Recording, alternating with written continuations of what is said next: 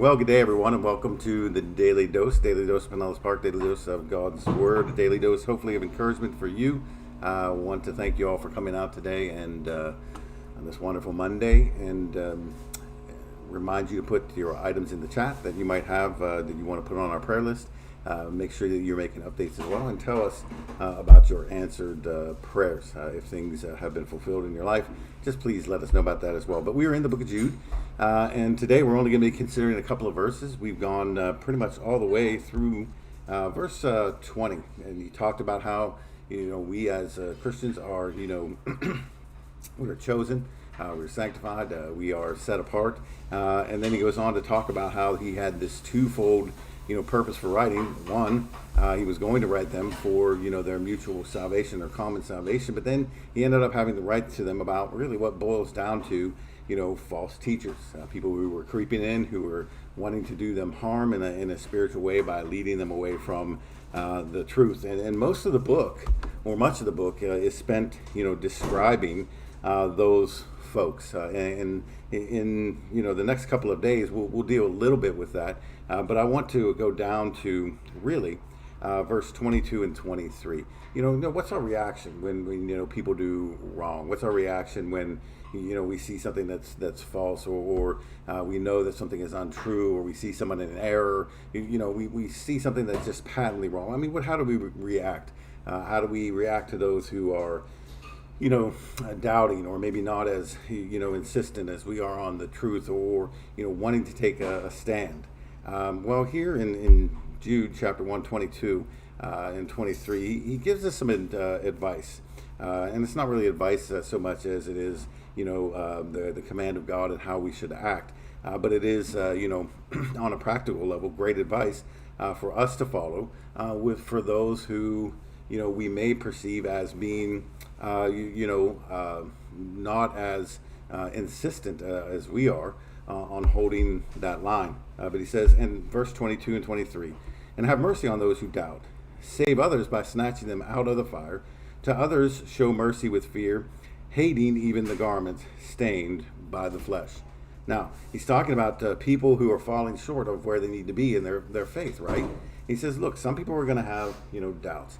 And when that occurs, you need to be merciful. You need to try to be understanding. You need to try to show them a sense of compassion, because there are those times in which we are all going to no doubt have questions about things, where we're going to question whether something is true or accurate, or whether we are moving in the right direction, or whether something is causing us to waver. Now, if you go over the King James Version of this, it says, "And of some have compassion, making a difference."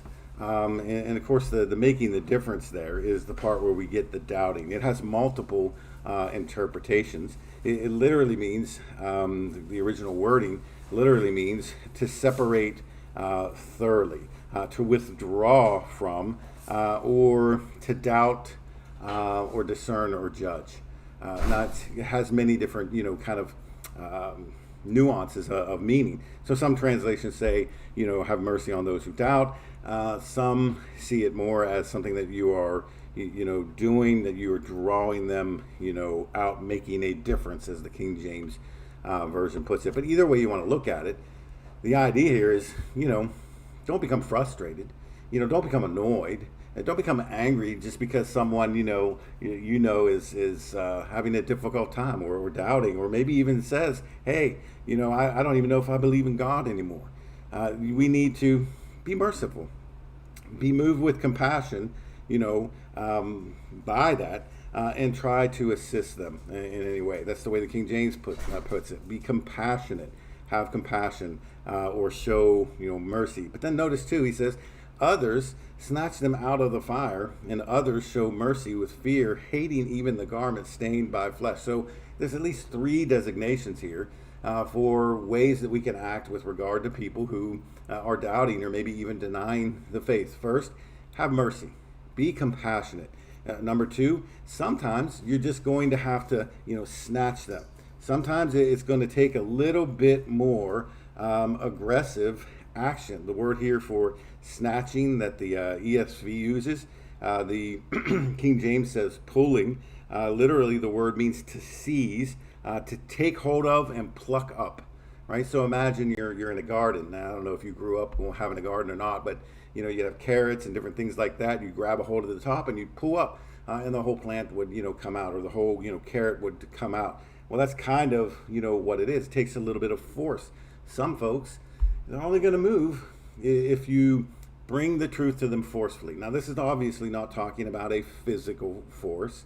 This is obviously not talking about you forcing somebody or compelling somebody to do something. That means we need to be forcefully preaching the truth. We need to not pull the punch with regard to what's going on in their life. If a brother needs to be told you're in sin, and your sin is the thing that's causing you the problem, and that problem is the thing that's causing you to doubt, then that's what we need to go tell them, right? Sometimes you got to be merciful and kind and compassionate. Sometimes you've got to be aggressive with the truth and just lay it all out. Show it before them. Then the third thing he says, others show mercy with fear, hating even the garment disdained by the flesh. So here, we've got the same thing we read in the first one. The same thing we read in the first one, mercy, or showing them compassion. But then there's this idea of fear. Now, the fear here that he talks about is literally terror. It's the word phobos, from which we get our word phobia, right? That means that you are literally in terror over, something. Well, what does he mean by this then? Well, number one, you're going to have compassion, right? Number two, you're going to be harsh or strong in your words, because God has given us his word and we teach that truth and they come to that truth. But then here, even more specifically, people need to be warned about what is to come.